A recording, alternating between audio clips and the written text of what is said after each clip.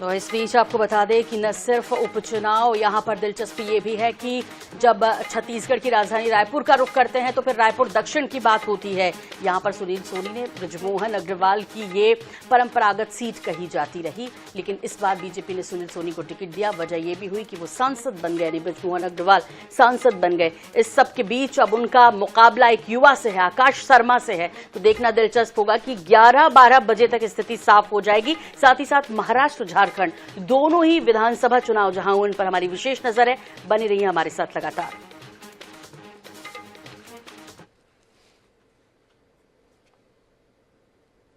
और चलिए अब बात करेंगे रायपुर से अहम खबर की। इस वक्त की अहम खबर है जहां रायपुर दक्षिण सीट पर फैसला आज होने वाला है। रायपुर दक्षिण से सुनील सोनी वर्सेस आकाश शर्मा और थोड़ी ही देर में मतगणना शुरू हो जाएगी। सुरक्षा के खास इंतजाम है सभी जगहों पर और सभी की नजरें कल रात से ही टीवी पर है कि भाई क्या होने जा रहा है। एक तरफ तो जब हम महाराष्ट्र और झारखंड विधानसभा चुनाव की बात करते हैं तब जो एग्जिट पोल जिस तरह से बताए गए उसके बाद ये लगा कि क्या होने वाला है, लेकिन इससे पहले जो चुनाव हैं, यदि हम हरियाणा की विशेष तौर पर बात करते हैं, एग्जिट पोल से बिल्कुल अलग था। ऐसे में इस बार हर कोई ये जानना चाहता है कि भाई क्या होगा। जब हम महाराष्ट्र की बात करते हैं तो महायुति और महाविकास आघाड़ी, इनमें मुकाबला दिलचस्प देखने को मिलता है। लोगों के लिए कितना मुश्किल रहा कि कौन किस पार्टी से है। जब हम महायुति की बात करते हैं तो शिंदे की शिवसेना वहां पर है, अजीत पवार वहां से है।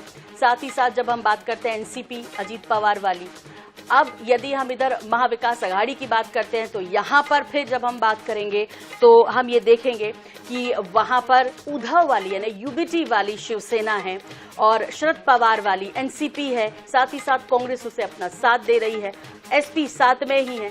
देखना दिलचस्प होगा कि भाई लोगों ने ये कैसे तय किया होगा वहां जाकर। कुल 6 पार्टियां, बीजेपी, कांग्रेस, शिवसेना और एनसीपी। अब चूंकि शिवसेना 2 धड़ों में है और एनसीपी 2 धड़ों में, तो इस तरह लोगों के लिए भी कंफ्यूजन उतना ही बड़ा है। कंफ्यूजन भले ही बड़ा है लेकिन स्थितियां बेहद साफ, क्योंकि अब वो समय आ चुका है जब काउंटडाउन शुरू हो चुका है और मतगणना शुरू हो चुकी है। लगातार INS 24/7 की पूरी टीम तैयार है। अब तक सटीक, सबसे तेज और सबसे पहले नतीजे बताने के लिए तैयारियां पूरी तरह से हो चुकी। जो नारे लगातार फिजा में गूंजते रहे, क्या उसका सरोकार, जनता ने क्या दिया है, उसका सिरमौर किस पर सजने वाला, वो तमाम पल पल की अपडेट लगातार INS 24/7 पर हम आपको दिखाने के लिए पूरी तरह से तैयार हैं। तो हमारे संवाददाता तमाम जगहों पर मौजूद है, हर पल की अपडेट आप तक पहुंचाएंगे। सबसे पहले सटीक नतीजे आप तक पहुंचाएंगे। रुझान आना बस अब से कुछ देर के बाद शुरू होंगे। ठीक 8 बजे से काउंटिंग शुरू होनी है और ऐसे में ईवीएम खुलेगी। देखना दिलचस्प होगा कि भाग्य किसके खुल रहे हैं। महाराष्ट्र में किसकी सरकार बन रही है, झारखंड में क्या बदलाव चाहती है जनता, उन्होंने चाहा है और वो अभी ईवीएम से बाहर निकल कर आएगा। बीजेपी का अच्छा कॉन्फिडेंस है, लेकिन उसके अलावा हेमंत सोरेन ने भी पूरा दमखम लगा दिया है। इधर बुधनी और विजयपुर की बात कर लें या फिर हम रायपुर दक्षिण की बात कर ले तो यहां पर भी भले ही उपचुनाव हो, लेकिन उसके बावजूद भी कोर कसर किसी दल ने नहीं छोड़ी है।